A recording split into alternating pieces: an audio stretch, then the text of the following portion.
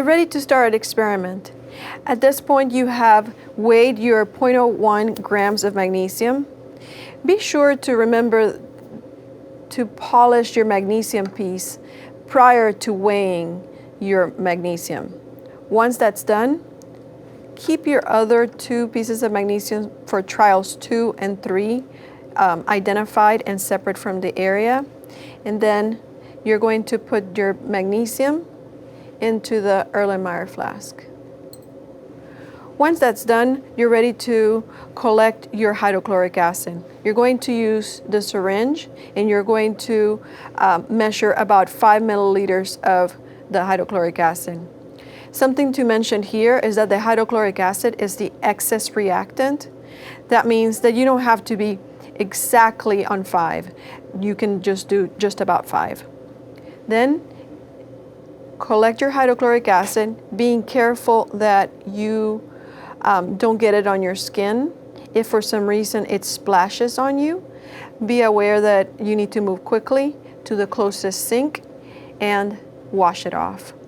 Then, now that you have your 5 milliliters, you are going to put it on the delivery mechanism, on the stopper, and you're just turning it so you can secure it on top of the valve.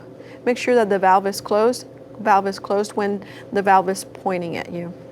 Then we put it in the mouth of the Erlenmeyer flask and we're ready to start the experiment. Now we're ready to set the data collection equipment.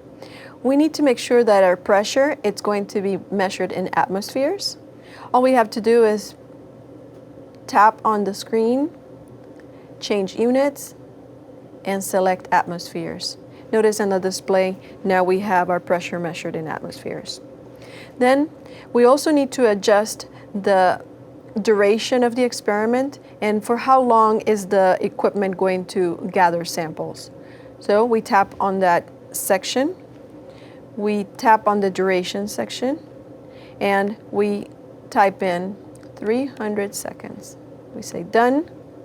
And now we need to tell the equipment that we want a sample collected every 2 seconds. So all we have to do is tap on that section,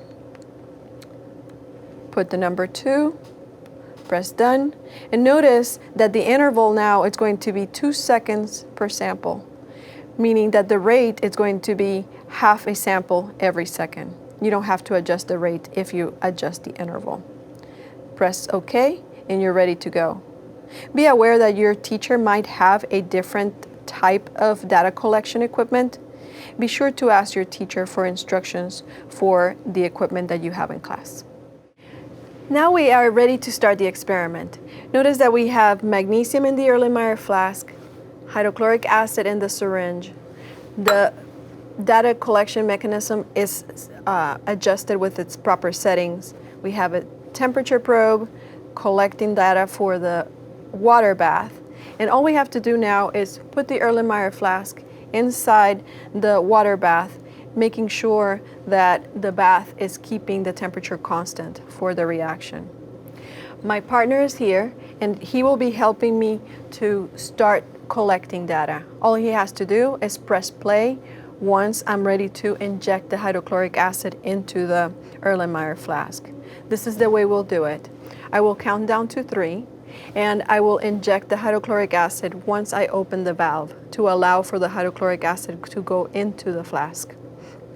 Be sure that when you inject the hydrochloric acid, the collection of data has started.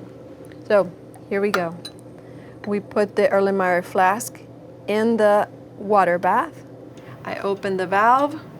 1, 2, 3. Close the valve and swirl the Erlenmeyer flask to make sure that the hydrochloric acid reacts with the magnesium in the flask, and we wait for 300 seconds for the reaction to occur.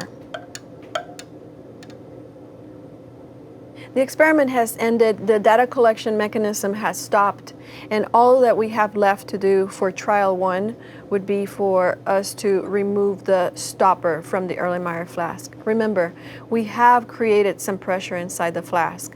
We want to make sure that when we remove it, we do it carefully and slowly to let out some of that pressure without splashing ourselves with acid. So once you have just shaken it up a little bit and removing it, you are done.